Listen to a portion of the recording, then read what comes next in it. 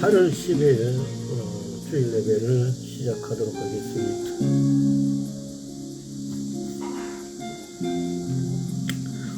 기도하겠습니다. 성령님 임하여 주시옵소서. 성령님 임하여 주옵소서. 아버지 감사드립니다. 이제 말복도 지났고 입추를 기다리고 있습니다. 아버지 하나님, 올여름도 이렇게 지나가고 있습니다. 정권에 다사다난했던 한 해입니다. 이 내란과 외환의 전쟁을 통해서 아버지 하나님, 이 나라가 주님의 뜻을 더 받들 수 있는 나라로, 또 이런 환난을 통해서 주님이 살아 계심을 알게 하여 주옵소서. 우리가 오늘날 살고 있는 것은 우리만을 위한 것이 아니고 하나님 나라를 위해서 이웃들에게 할 수 있는, 이웃 나라에게 할 수 있는 힘을 우리에게 부어주셔서 이 대한민국을 통해서 하나님 나라가 이루어질 수 있도록 주의 은혜 베풀어 주옵소서. 감사드리고 우리 주 예수 그리스도의 이름으로 기도드리옵나이다. 아멘.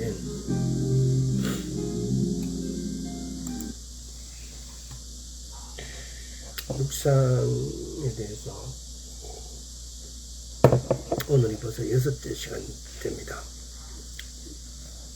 우리가 지난 시간에 묵상과 명상에 대해서,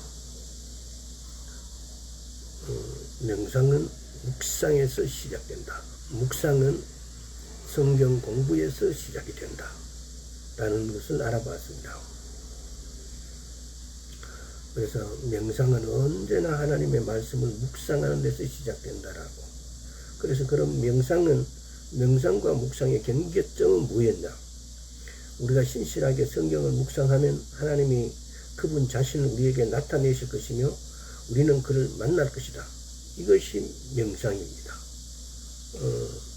제가 이렇게 말씀을 하는 것은 묵상은 명상이 아니고 명상으로 이끄는 것이다. 왜 이걸 이렇게 다시 말씀을 드리냐면은 다른 종교에서 혹 묵상이나 명상에 대해서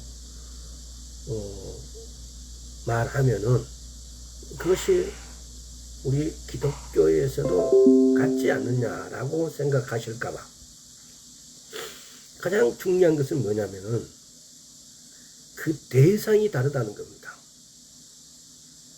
기독교에서 묵상의 대상은 하나님이세요. 뚜렷해요. 내가 묵상하고 명상을 할 때 묵상을 하다가 하나님이 대상, 즉 하나님의 말씀, 예수 그리스도가 대상이었다가 그것이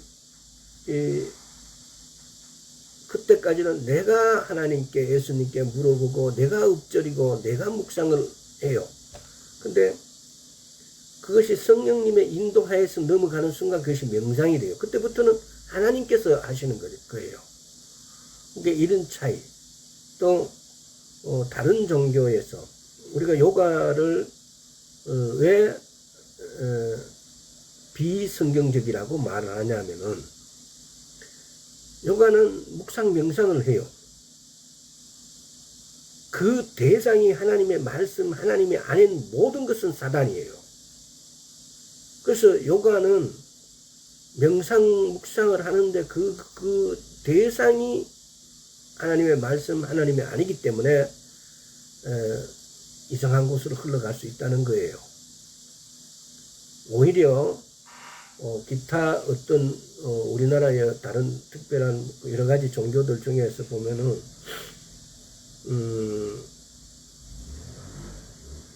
묵상이나 명상을 하지 않는 종교들보다도 요가는 더 위험하다고 할 수 있어요. 사람들은 몸을 건강하게 시켜주니까 건전하다라고 생각하는데 굉장히 위험성을 내포하고 있다는 사실. 자, 오늘은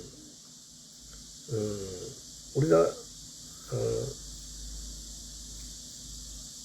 묵상자가 되기 위해서 어떤 것들이 있는지, 그 묵상을 하는 자가 되기 위한 열쇠는 어떤 것이 있는지를 한 7, 8가지를 해서 이렇게 한번 알아보도록 하겠습니다.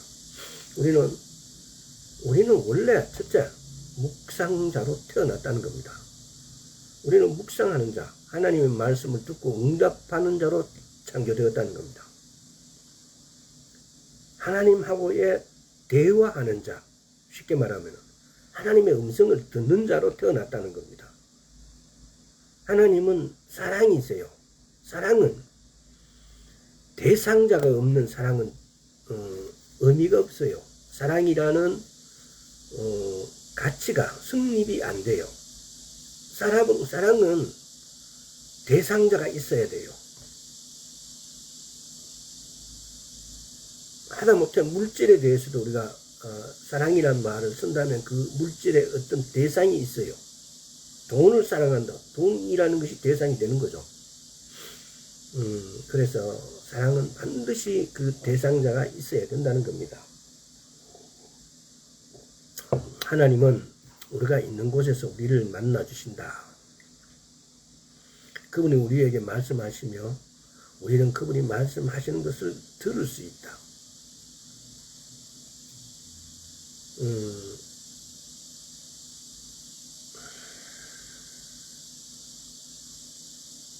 여기에는 공식이 없다. 하나님하고 우리하고의 관계에 있어서는 관계만 있습니다. 우리가 하나님께 아버지라고 부르는 이 관계에 숨어 있는 것은 우리가 육신의 몸으로 태어난 아버지, 어머니하고의 이 부모, 자식 간의 관계보다도 사실은 더 크게 그 관계가 존재한다는 겁니다. 우리 인간의 사랑은 아가페적인 사랑이라고 우리 보면은 그 부모 자식 간의 관계를 아가페적이다라고 이야기하는데, 사실은 아가페적인 관계라고 하면 하나님의 사랑이 아가페적인 사랑이라고 말해야 돼요.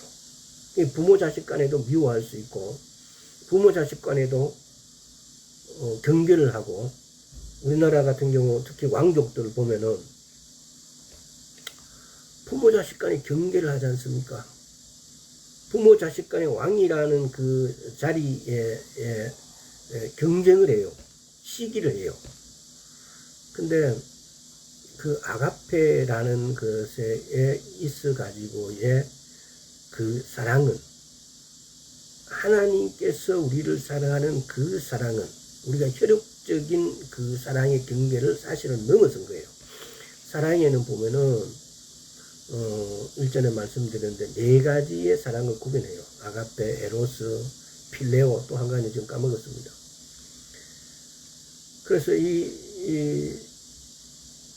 우리는 남녀 간에는 에로스 사랑, 필레오 친구 간 우정, 이런 개념. 근데 우리는 이 사랑이신 하나님, 그 하나님 아버지는 우리를 창조하실 때에 아버지와 우리가 이해할 수 있도록, 부모 자식 간의 관계를 우리가 이해할 수 있도록 그 관계를 말씀한 거예요. 그래서 그 관계 때문에 그저 주는 거예요. 우리말로 쉽게 공짜로 주시는 거예요.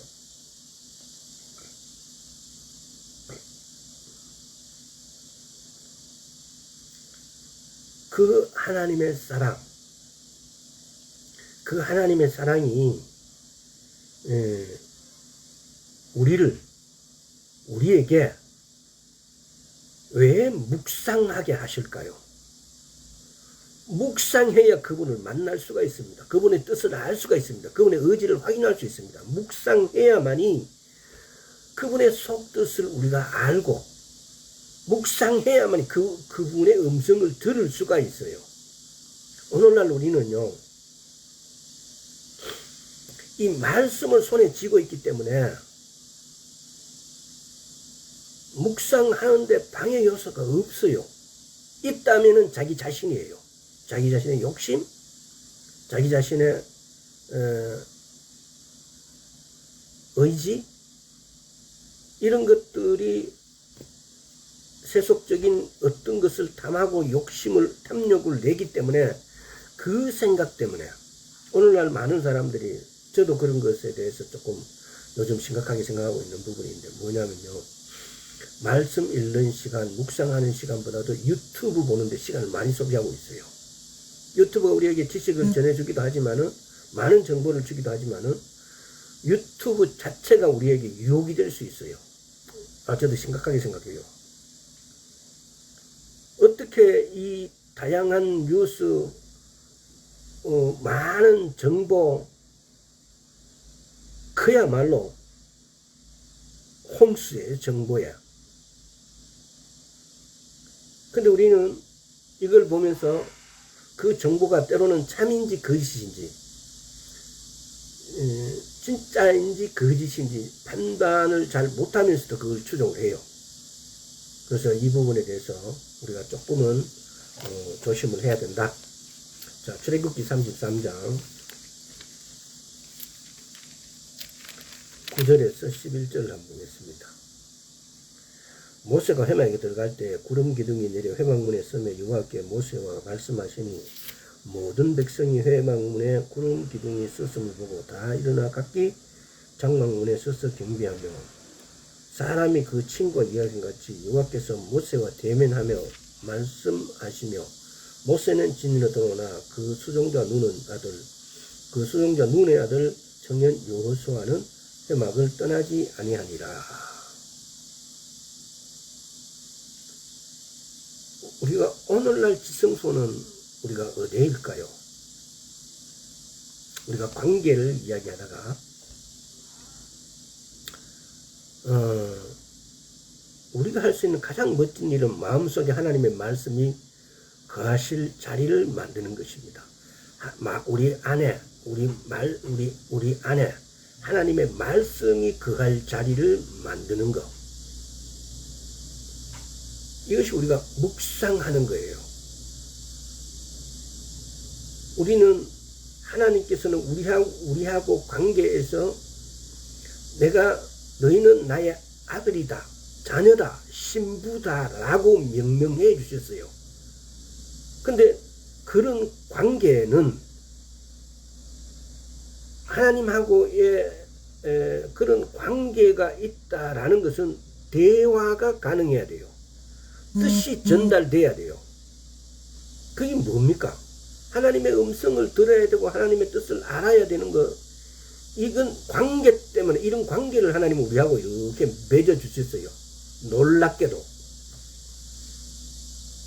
하나님은 신이시고 우리는 하나님의 피조물, 하나님의 만든 바 된, 어떻게 표현하면 피조물, 장난감이란 말이에요. 그런데 우리는 하나님께서는 그런 관계를 하나님께서 쉽게 말하면 이렇게 자력을 가져와서 만들어 놓고 호흡을 불어넣어갖고 인간의 생명을 불어넣어 주시고 그러고 난 다음에 너는 내 아들이다라고 말씀하신 거예요. 이런 관계. 만약에 그런 관계를 해놓고 하나님이 그 이후로 모른 척 해버렸다면은 우리는 종족 번식이라는 것 자체가 오늘날 유지도 되지 않았을 거예요. 왜? 많은 전쟁이 있었고 여러 가지 환란들이 많이 존재해 왔어요. 하나님께서 아담을 창조하신 이후로. 그럼에도 하나님께서는 일일이 그걸 다 챙겨주셨습니다. 우리 이 땅에서는 그것을 확인할 방법이 없지만은 언젠가 하나님 나라에 가서 하나님께 물어보시면은 내가 태어날 수 있었던 것들도 어떻게 하나님의 보호하심에 의해서 태어날 수 있었고 어떻게 보호하심을 내가 하나님 앞에 쓸 수 있는 자가 되어 있는 거예요. 자, 더 많은 이야기 할 것 없이 첫째는 우리가 묵상자로 태어났다는 거예요.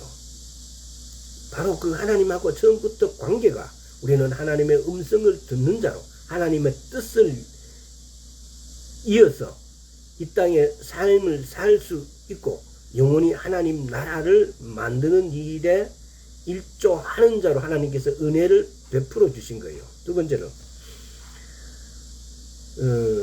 우리는 어떻게 묵상자가 되기 위한 열쇠로는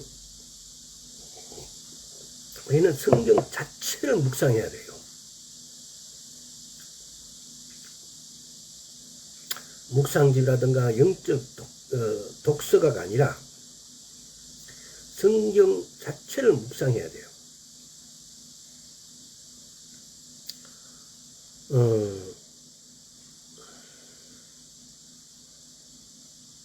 어떤 유명한 사람이 쓴 책을 묵상하는 것이 아니에요. 어떤 묵상을 해가지고 어떤 사람이 책을 아주 묵상집을 멋지게 좋게 저서를 했다. 근데 우리가 그걸 묵상하게 되면은 우리는 그 사람이 먹는 걸 지켜보는 관중에 불과한 거예요. 우리의 묵상의 대상은 오직 성경 말씀이에요.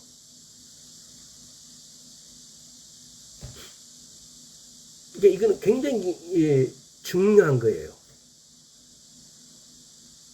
묵상을 말하면서 묵상의 대상을 확실히 아는 것. 묵상의 대상을 확실히 알면 이단이 생성될 수 없어요. 묵상의 대상을 확실히 우리가 알고 있다면은, 그리고 그것을 지킨다면은 절대로 이단이 다른 어떤 것들이 존재할 수가 없어요. 아무리 유명한 책을 저서한 저자라 할지라도 그 사람이 아무리 하나님의 말씀을 묵상해서 만든 책의 내용이라 할지라도 우리는 그 내용을 묵상해서는 되지 않는다 이 말이에요. 오직 묵상의 대상은 하나님 말씀이라는 거. 이 두 번째요. 세 번째. 동일한 말씀이 하나님만이 우리의 묵상의 대상이에요. 성경을 묵상할 때 사실 우리는 인쇄된 글을 묵상하는 게 아니에요. 말씀을, 하나님 그 자신을 드러내는 하나님 말씀은 하나님 자신을 드러내는 거예요. 그 말씀, 하나님 자신을 우리는 하나님을 묵상하는 거예요. 요한복음 1장 14절에 말씀이 육신이 되신 분.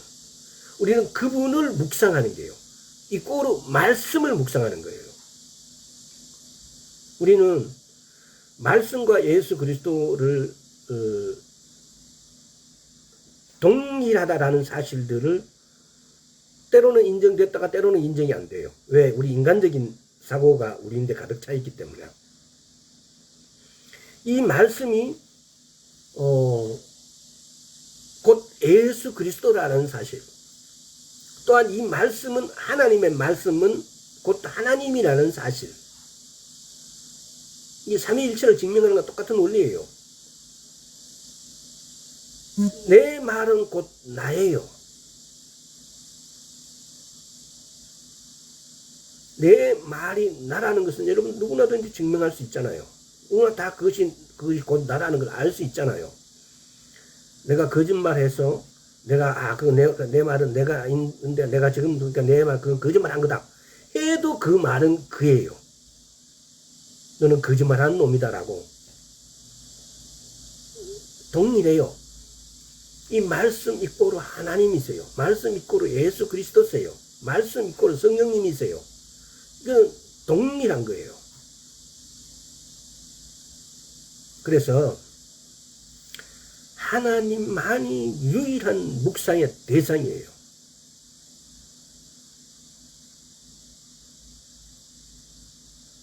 이는 다만 하나님이 우리에게 자신을 나타내시는 수단이에요. 우리가 말씀을 묵상하는 것은 하나님이 자신을 나타내시는 수단이기도 해요. 묵상은 크리스찬을 성장을 돕기 위해서 하나님이 주신 그야말로 무기예요. 연장이에요. 도구예요.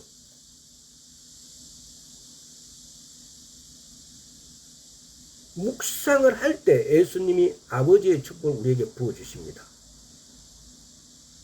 아마 제가 묵상에 대해서 이렇게 말을 전하게 돼서 저도 굉장히 기쁘게 생각하고 좋게 생각을 해요. 너무나 많은 크리스찬들이 너무나 오랫동안 성경을 읽고 교회를 왔다 갔다 하고 크리스찬으로서의 모든 것들을 자랑스러워하지만은 진짜 크리스찬이 되지 않았어요. 왜? 하나님의 음성을 못 듣는 오늘날 교회 가보면 당장 그것이 드러나요. 99.99%의 신앙인들이 크리스찬들이 하나님의 음성을 듣지를 못해요. 왜? 묵상하지 않았기 때문에, 묵상하는 훈련을 하지 않기 때문에. 너무나 안타까운 일이에요. 새벽 기도를 열심히 참여하는 것보다도, 단식을 며칠 하는 것보다도, 1년에 정기적으로 단식을 몇 회 하고, 한 달에 일주일에 며칠 단식하고 하는 것보다 더 중요한 것은 묵상하는 거예요. 기독교적인 모든 행사에 모든 어떤 하나님을 사랑하는 어떤 행위보다도 가장 중요한 것이 묵상하는 거예요. 근데 오늘날 우리는 묵상하는 훈련을 하지 않았어요. 묵상하는 교회가 잘 없어요. 그래서 어느 순간 선지자도 끊겨지고 예언자도 끊겨지고 치유자도 끊겨지고 오늘날 교회가 이렇게 맹인, 봉사가 되어가는 거죠. 왜? 묵상하지 않기 때문에. 하나님은 묵상을 통해서 하나님과의 대화를 하자고 이 묵상이라는 것을 주셨어요. 묵상을 통로로 해서 하나님의 음성을 들려주세요. 자, 네 번째. 우리가 묵상하면서 자신이 누구인가를 기억해야 됩니다. 우리는 누구인가? 에베소서 2장을 한번 볼게요. 우리는 과연 누구일까요? 성경적으로. 에베소서 2장 10절 한번 볼게요. 우리는 그의 만드신 바라 그리스도 예수 안에서 선한 일을 위하여 지으심을 받은 자니 이 일은 하나님의 전에 예비하사 우리로 그 가운데 행하게 하려 하십니다. 그의 만드신 바라 그리스도 안에서 선한 일을 위하여 지으심 받은 자다. 우리는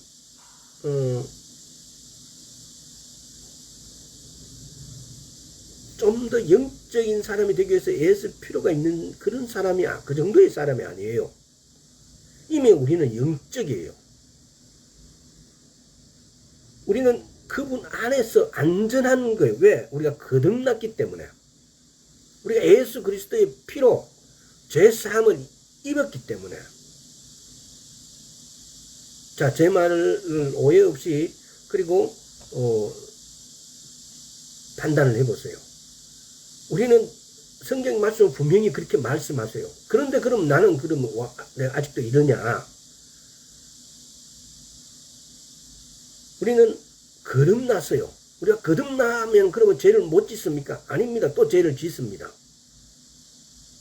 그럼 또 지으면 그러면 용서가 없습니까? 그래도 하나님께서는 또 용서해 주십니다. 이런 관계에 있는 우리에 대한 문제는 우리 자신의 어떤 문제예요. 그래서 우리는 회개라는 너무나 소중한 회개에 어떠한 것을 하나님께서 또 우리에게 주신 거예요. 그래서 우리는 죄를 지은 어떤 것들에 대해서 회개를 통해서 돌아가고 무한적으로 반복하면서 돌아가고 있습니다. 그래도 다시는 죄를 짓지 않고 살면 좋겠지만은 그래도 안 되는 게 우리예요. 그래서 돌아갈 수밖에 없는 우리, 회개할 수밖에 없는 우리지만은 하나님은 그런 우리를 뭐 저런 놈이 다 있노? 라고 하지 않으신다는 겁니다. 보십시오. 우리는 그의 만드신 바라 그리스도 예수 안에서 선한 일을 위하여 지으심을 받은 자니 이 일은 하나님의 전에 예비하사 우리로 그 가운데 행하게 하시면 여기서 문제가 뭡니까? 예수 안에서예요. 예수 안에서. 만약에 예수님이라는 분을 제외한 내가 죄짓고 하나님은 한 번 말씀하시고 거듭해서 말씀하신 분이 아니십니다. 그랬다면 우리는 지은 죄로 인해서 아무리 용서받았고 밖에 나와서 또다시 죄를 짓다면 우리는 용서가 되지 않는 거예요. 근데 우리가 예수 그리스도 안에 있기 때문에 하나님께서는 우리를 용서해 주시기 위해서 예수 그리스도 안으로 우리를 넣어 주신 거예요. 이게 은혜예요. 은혜. 쉽게 말하면은 내가 도저히 받을 수 없는 걸 받는 것이 은혜예요. 자비는 내가 마땅히 받아야 될 것을 받지 않게 해주는 것이 자비예요. 은혜라는 것이 우리가 백과사전에서 여러 좋은 말들이 많습니다. 그러나 제가 어떤 백과사전에 있는 말씀보다도 은혜는 도저히 받을 수 없는 걸 받는 것이 은혜라는 이 말씀에 더 은혜의 단어가 뜻이 확실하게 들어있습니다. 자비 역시 마찬가지로 마땅히 받아야 될 것을 받지 않게 면해 주신 것이 자비예요.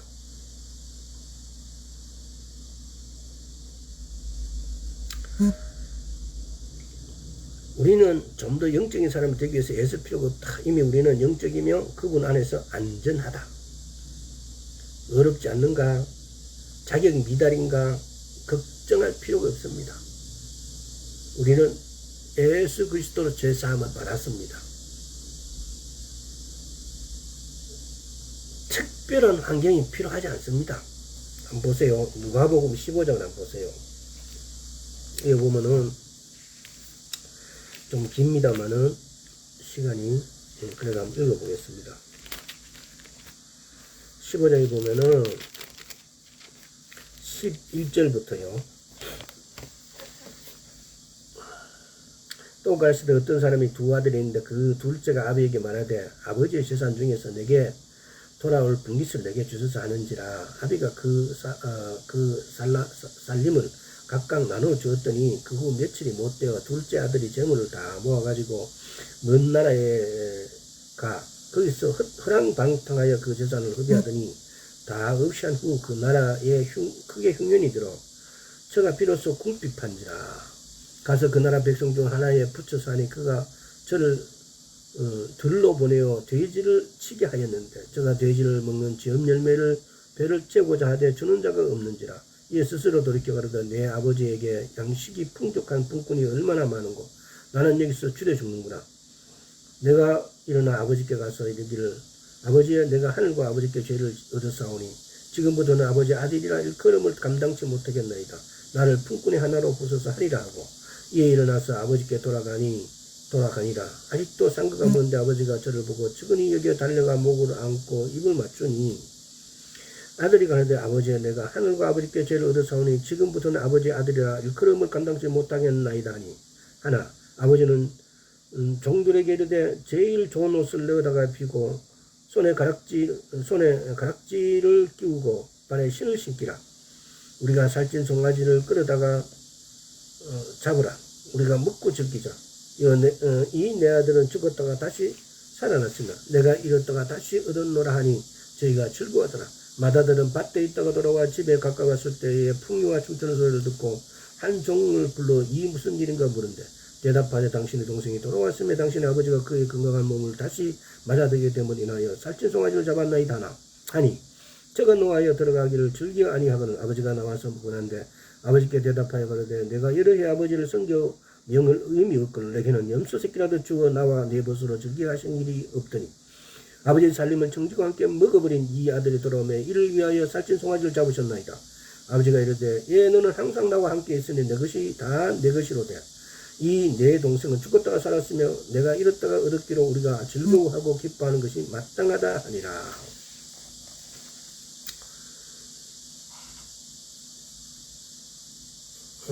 이걸 한 번 더 곰곰하게 이렇게 읽어보세요. 단지 이 사건을 애화로 누가 복음에다가 예수님께서 이렇게 말씀하신 이유가 뭘까?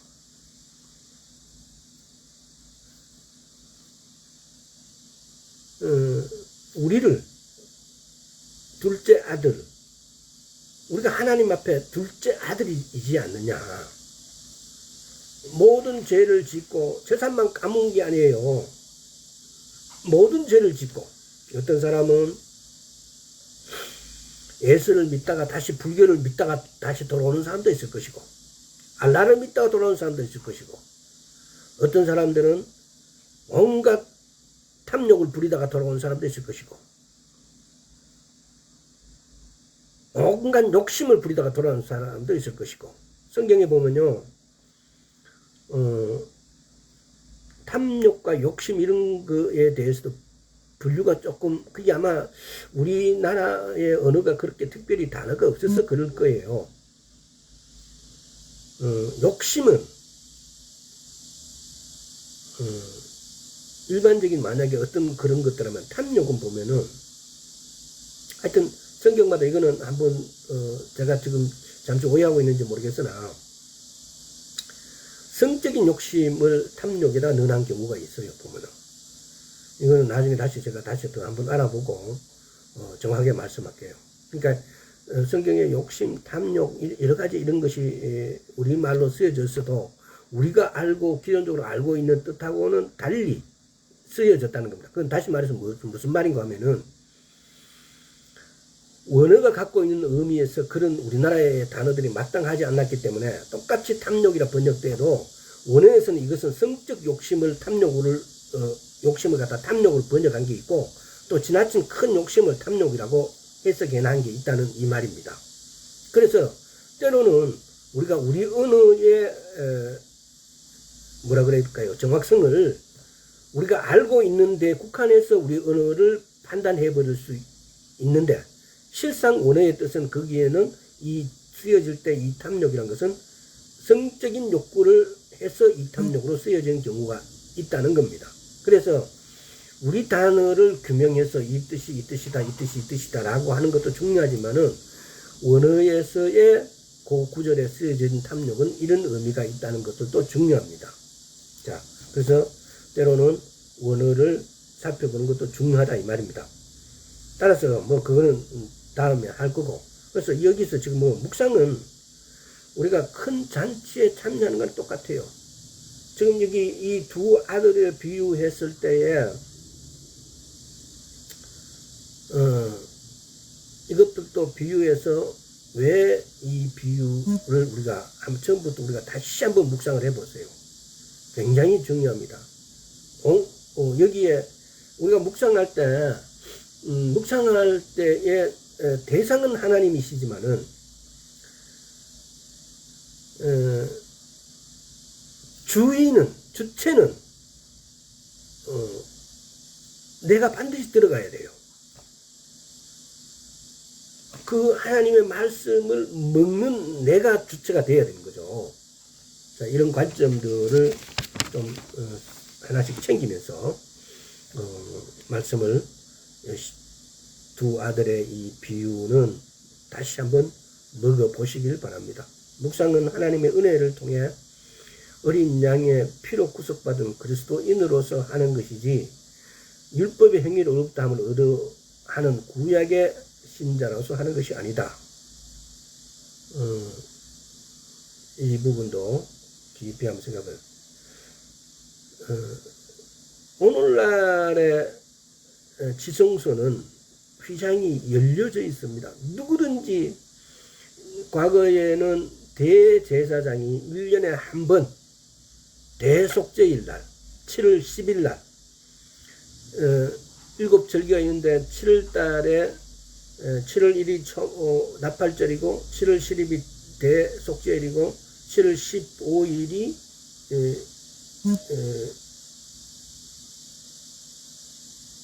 갑자기 그게 생각이 안 나.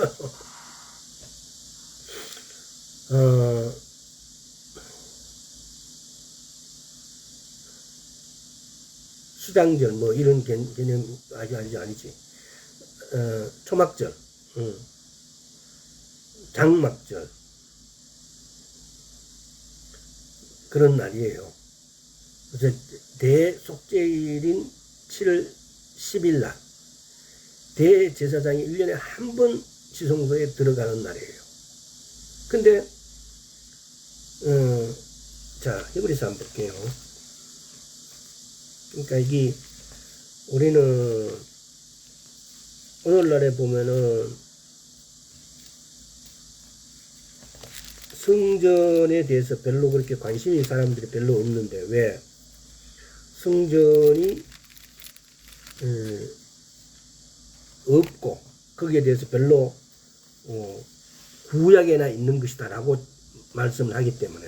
근데 성전은요, 오늘날에도 이 말씀 속에서의 성전은 그 성전이 생길 때도 마찬가지고 오늘날에도 마찬가지예요. 성전에 비유해서 하나님 나라를 설명을 해놨어요, 성경은. 자, 11절부터 한번 보겠습니다. 22절까지요.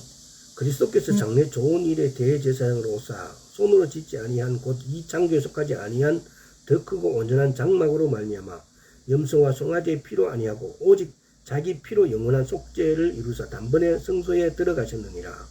염소와 항소의 피와 및 암송아지의 죄로 부정한 자에게 뿌려 그 육체를 정결하여 거룩게 하거든. 하물며 영원하신 성령으로 말미암아 흠없는 자기를 하나님께 드린 그리스도의 피가 어찌 너희 양심으로 죽은 행실에서 깨끗하게 하고 살아계신 하나님을 섬기게 못하겠느냐. 이래 인하여 그는 새 언약의 중보니 이는 첫 언약 때에 범한 죄를 속하고 죽으사 부르심을 입은 자로 하여금 영원한 기업의 약속을 얻게 하려 하심이라. 유언은 유언한 자가 죽어야 되나니 유언은 그 사람이 죽은 후에야 경고한즉 유언한 자가 살았을 때는 언제든지 효력이 없느니라. 이러므로 첫 언약도 피 없이 세운 것이 아니니 모세가 율법대로 모든 계명을 온 백성에게 말한 후에 송아지와 염소의 피로 및 물과 붉은 양털과 오슬초를 취하여 그 책과 온 백성에 뿌려 이르되 이는 하나님이 너희에게 명하신 언약의 피라 하고 또한 이와 같이 피로써 장막과 섬기는 일에 쓰는 모든 그릇에 뿌렸느니라. 율법을 쫓아 거의 모든 물건이 피로써 정결케 되느니 이 흘림이 없은즉 사함이 없느니라. 구약에는 1년에 한 번씩 대속죄일에 이때 피를 뿌림으로 양과 소를 잡아서 피를 뿌림으로 1년 동안 지은 죄가 사해졌어요.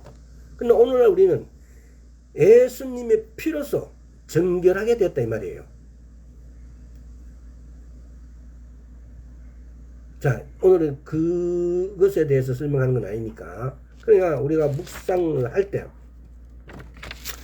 우리가 누군가, 우리는 내가 어제 지은 죄, 아침에 또 지은 죄, 이런 걸 생각하면 나는 정말 죄인이야 라고만 생각하는 거예요.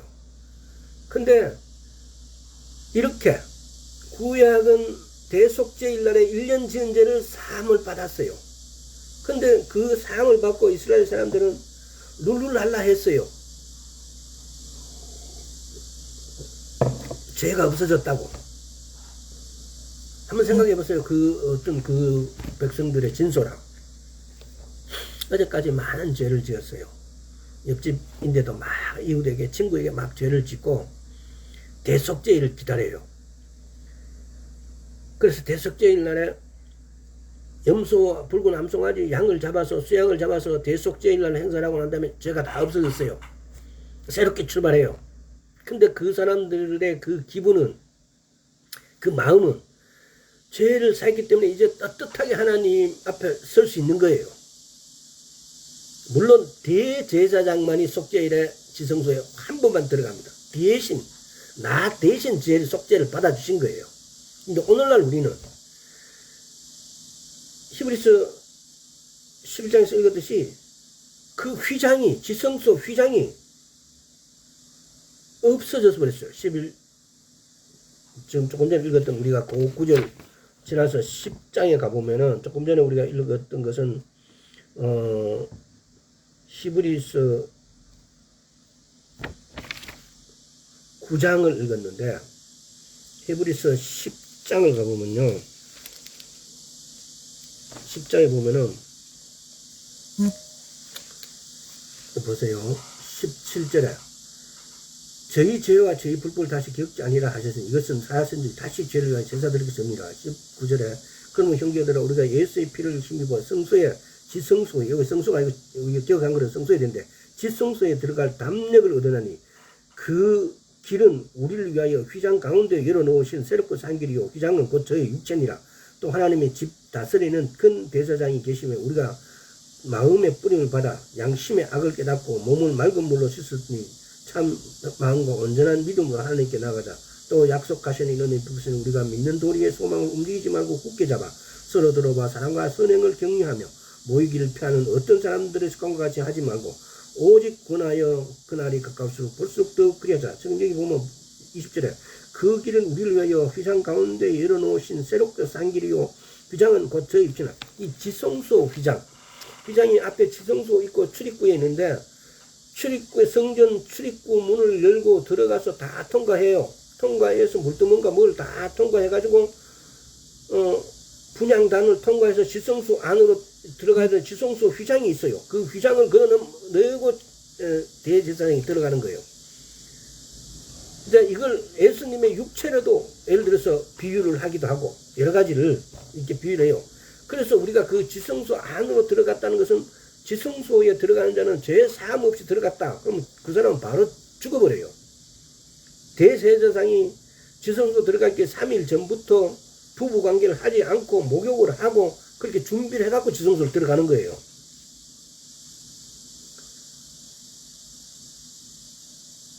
그래서 우리 자신은 중요한 것은 우리가 묵상하는데 걸림돌이 되지 않는다. 왜? 예수 피로 예수님께서 우리를 깨끗하게 해 주셨기 때문에 우리는 절대 묵상하는 자로서의 내가 어떤 죄를 지는데 이런 걸림돌은 자체가 없다라는 겁니다. 만약에 생각이 나신다면 예수 피로 주님 내 죄를 깨끗하게 사해 주십시오라고 기도하십시오. 회개하십시오. 그러면 날아가집니다. 자, 5번째는 하나님께 무언가를 얻기 위해 묵상하지 않는다. 하나님의 말씀을 듣기 어려운 것은 특정한 것을 얻기 위해서 묵상하기 때문이다. 그것은 남을 돕기 위해 이렇게 설교물을 준비하기 위해서 이렇게 하는 기독교적인 것이라 할지라도 뭔가의 내 목적을 가지고 묵상을 하게 되면 하나님의 음성을 듣기 어렵다는 겁니다. 묵상의 목적은 하나님을 기다리는 것이다. 묵상은 원하는 것은 얻기 위한 행위가 아니라는 겁니다. 날마다 그분을 만나고 예배를 드리고 그분의 얼굴을 보고 그분의 아름다움을 바라보고 그리고 그분이 하시려는 말씀을 듣기 위한 것이 묵상이라는 겁니다. 묵상은 내 욕심, 내 뜻을 이루기 위해서 묵상하는 것이 아니다. 그러면은 그럼 내인데는 아무것도 없느냐? 나를 내려놓고 하나님을 만나기 위한 마음으로 하나님께 가게 되어지면 하나님은 그보다 더한 것을 부어주신다는 겁니다. 하나님은 나를 아시기를 뜨문뜨문 아시는 분이 아니고 내 깊은 것까지 다 알고 배려해 주신 분이라는 겁니다.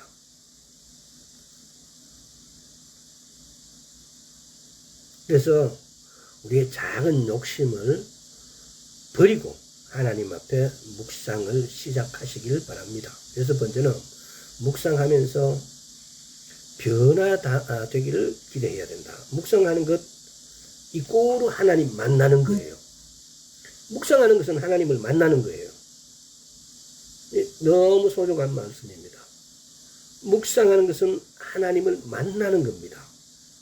우리가 하나님의 음성 듣기를 원하지 않는 분들이 교회 가면 있을까요? 없어요. 다 하나님의 음성 듣기를 원해요.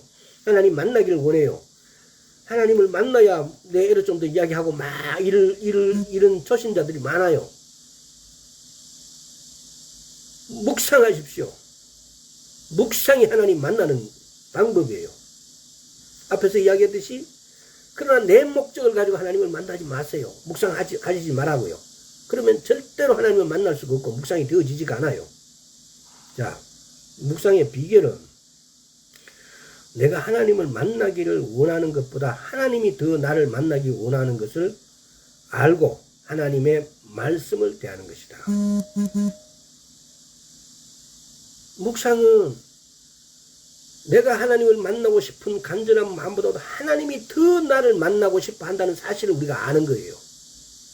그래서 묵상에 들어가면 하나님은 곧바로 만나 주신다는 겁니다.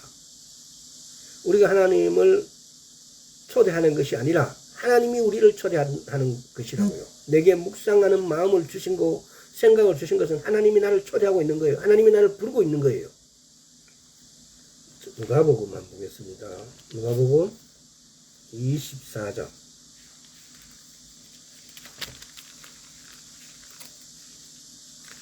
시간이 많이 됐네. 자, 누가복음 24장 13절에서 시간이 많이 13절에서 35절까지 굉장히 많은데 빨리 읽어보도록 하겠습니다. 그날에 저희 중 둘이 예루살렘에 25리 돼 엠마오로 하는 촌으로 가면서 이 모든 일을 서로 이야기하더라. 저희가 서로 이야기하며 문의할 때 예수께서 가까이 이르러 저희와 동행하시나 저희 눈이 가리워져서 그인 줄 알아보지 못하거늘 예수께서 있을 때 너희가 길 가면서 서로 주고받고자 하는 이야기가 무엇이냐 하시니 두 사람이 슬픈 뜻을 띠고 머물렀으니라.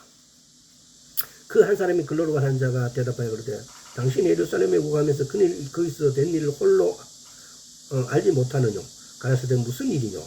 가로되 나사렛 예수의 일이니 그는 하나님의 모든 백성 앞에서 말과 일에 능하신 선지자여늘 우리 대제사장들과 관원들이 사형 판결에 넘겨주어 십자가에 못 박았느니라. 이렇게 쭉 갑니다. 쭉 가서 자 30절부터 저희와 함께 음식을 하실 때에 먹을 것이서 축사하고 떼어 저희에게 주시며 저희 눈이 밝아져 그인 줄 알아보니 예수는 저희에게 보이지 아니하는 신지라. 저희가 서로 말하되 길에서 우리에게 말씀하시고 우리에게 성경을 풀어주실 때에 우리 속에서 마음이 뜨겁지 아니하더냐고. 곧 그 시로 일어나 예루살렘에 돌아가 보니 11사도와 및 그와 함께 한 자들이 모여있어 말하기를 주께서 과연 살아나시고 시몬에게 나타나셨다 하는지라.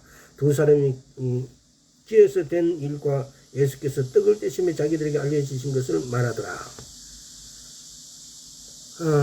시몬이 누굽니까? 베드로. 베드로는 또 뭡니까? 그러니까 이게 시몬이라는 뜻은 갈대라는 뜻이고 베드로는 바위라는 겁니다. 그래서 예수님께서 이제부터 시몬 하지만 이제 베드로를 하리라 그래요. 베드로가 얼마나 마음이 왔다 갔다 했는 걸 지금 이게 지금 성경에 이게 단적으로 보여주는 거예요. 베드로도 그랬어요. 내만 그렇게 마음이 수시로 변하는 게 아니고. 자, 마가복음도 한번 볼게요. 이것도 자꾸 묵상을 해 보십시오.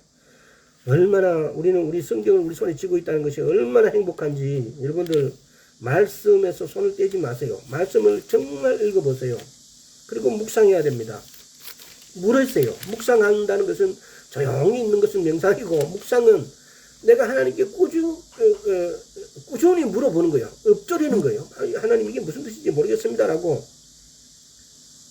그래서 성령께서 말하시기 시작하면 내 입은 가만히 있으면 돼요. 성령님이 다 말씀해 주세요. 이 명상이에요. 자, 마가복음 3장 16절에서 18절. 12를 세우셨으니 시몬에게 베드로라는 이름을 더하셨고 또 세베대의 아들 야고보와 야고보의 형제 요한이니 이 둘에게는 보아기네와 우리의 아들이라 이름을 더하셨으며 또 안드레와 빌립과 바르톨로메와 미레 마테오와 도마와 알페오와 아들 야고보와 및 다데오 가나안 시몬이며. 여기서 지금 이 말 조금 전에 말했던 그 말씀이에요. 시몬이라는 이름을 줬대요. 시몬에게는 베드로라는 이름을 더하셨대요. 이게 베드로는 바위고 시몬은 갈대. 베드로가 요한은 어린아이였지만은 어린 청년이었지만은 베드로는 나이가 제법 됐어요. 그래도 마음이 갈대였던 거예요. 요거는 지나가면서 여러분께 그냥 힌트를 주는 거고, 우리는 묵상해야만이 하나님의 음성을 들을 수 있고, 묵상해야만이 내 성경이 베드로같이 성질이 급하고 왔다 갔다 하는데, 시몬이었던 것이 베드로로 변하듯이, 우리도 그렇게 변화를 주신다는 거예요. 우리가 그분께 나아갈 때 예수님은 베드로를 보셨던 시각으로 우리를 바라봐 주신다는 거예요. 묵상해야 되는 이유가 우리가 묵상자가 되기 위해서는 열쇠가 우리를 변화시켜 주신다는 거예요. 묵상할 때 우리는 하나님을 바라보고 하나님은 우리를 주시하신다. 그리고 우리를 변화시켜 주시는 거예요. 묵상해야만이 또 예를 들어서 우리가 어떤 분들은 세계를 복음화하는데 굉장히 나서고 싶어 하세요. 근데 묵상하지 않으면 내게 그런 열정들이 잘 일어나지 않아요. 묵상을 해야만이 그 말씀의 진리를 제대로 알아야만이 복음화에 앞장설 수 있지 않겠습니까? 말씀을 모르는 보면 기독교 대학들에서 나온 대학생들 대부분의 그 학생들이 성경을 읽지 않아서 무슨 성경에 어떤 내용이 있는지도 몰라요. 근데 그런 애들이 전도사하고 막 해외 선교를 나가요. 물론 선교 나가서 육체적으로 도와야 될 것이 많지요. 그것도 선교 활동이죠, 물론. 근데 묵상했을 때 하나님의 말씀의 본의와 진의와 그리고 그 말씀을 제대로 알았을 때 내 행동은 어떻게 달라지겠습니까? 묵상하는 동안 성부, 성자, 성령님이신 하나님의 신비를 깨닫고 그분과의 친밀함 속으로 들어가며 인격이 새로워질 수 있다는 겁니다. 묵상할 때 하나님은 우리를 개인적으로 만나 주십니다. 묵상할 때 하나님께서 우리를 만나 주신다고요. 묵상할 때 우리는 하나님의 음성을 들을 수가 있어요. 묵상할 때 하나님하고 우리는 친밀한 관계가 되어질 수 있어요. 묵상해야만이 하나님의 뜻을 알게 돼요. 묵상해야만이 하나님하고 관계가 성경의 말씀에 살아나서 소림 오감과 그것처럼 내게 그냥 하나님이 나타나셔서 나에게 보여주시고 가르쳐 주시고 인도해 주신다 이 말입니다. 자, 특별히 또 오늘 우리가 7가지를 이렇게 말씀드렸고 조심해야 될 것은 비기독교적인 묵상을 하지 않도록 해야 됩니다. 정신 수양하는 그런 요가, 초월적인 명상, 타 종교의 명상, 묵상 이런 거 하지 않아야 됩니다. 큰일 납니다. 사실은. 그 차이가 뭐예요? 묵상의 대상이 차이가 있어요. 우리는 묵상하고 명상하는 대상이 선명해요. 하나님의 말씀이에요. 하나님 자신이에요. 근데 다른 종교에는 묵상의 대상이 없다고 비우라 그래요. 근데 성경은 그렇지 않습니다. 채우라고 그래요. 이 뚜렷한 차이를 아시고 다른 종교와의 묵상, 명상에 헷갈리지 않도록 그리고 다른 종교의 어떤 사람들이 물었을 때 너는 비우는 거죠. 우리는 채우는 거라고 분명히 말씀해 주셔야 됩니다. 우리는 묵상의 대상이 묵상이 하나님의 말씀이라고 그 말씀, 하나님의 말씀 이꼬로 하나님 자신이라는 것을 선명하게 말씀해 줄 수 있습니다. 오늘 여기까지 하겠습니다. 아버지 하나님 감사합니다. 묵상해야만이 하나님의 음성을 들을 수 있고 묵상해야만이 하나님의 뜻을 우리가 알 수 있고 묵상해야만이 하나님과 우리와 친밀함이 우리가 알 수 있고 그것을 우리에게 가르쳐 주시고 우리의 욕심이 아니라 하나님이 우리에게 은혜를 베푸심을 받을 수 있다는 것입니다. 우리가 묵상과 명상을 통해서 하나님을 제대로 알 수 있게 주여 은혜 베풀어 주옵소서. 감사드렸고 우리 주 예수 그리스도의 이름으로 기도드리옵나이다. 아멘.